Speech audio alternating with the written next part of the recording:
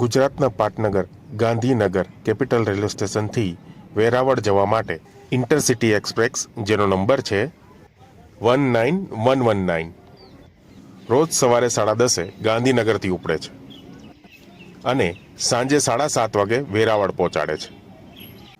પહેલાં આ ટ્રેન સોમનાથ સુધી જ હતી.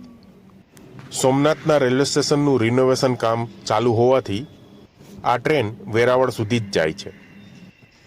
આ ટ્રેનની અંદર બધા જ જનરલ ડબ્બા હોય છે. ખાલી એક ચેર કાર ડબ્બો હોય.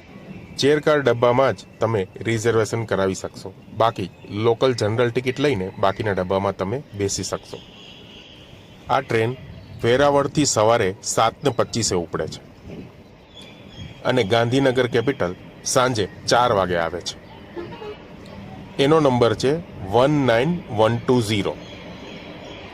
એમાં પણ તમને બધા જનરલ ડબ્બા મળશે અને એક જ ચેર કાર ડબ્બો મળશે. એટલે ગાંધીનગરથી વેરાવળ જવાવાળા યાત્રિકો માટે આ સારામાં સારી ટ્રેન છે. અમદાવાદના લોકો માટે પણ આ ટ્રેન બહુ જ કમ્ફર્ટેબલ છે. ગાંધીનગરથી વેરાવળનું ભાડું જનરલમાં 140 રૂપિયા છે અને જો તમે ચેર કારમાં રિઝર્વેશન કરાવો છો તો 570 રૂપિયા એમાં ભાડું છે. એવી જ રીતે વેરાવળથી ગાંધીનગર માટે પણ સેમ એટલે કે આ જ ભાડું છે.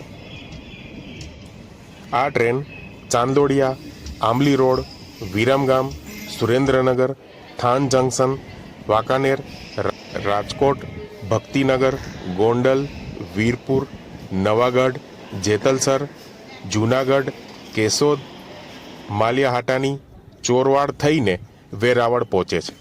આ ટ્રેન સોમનાથ દાદાના દર્શન કરવા માટે ખૂબ જ સરસ છે, કારણ કે વેરાવળથી સોમનાથ ખાલી 15 મિનિટનો જ રસ્તો છે.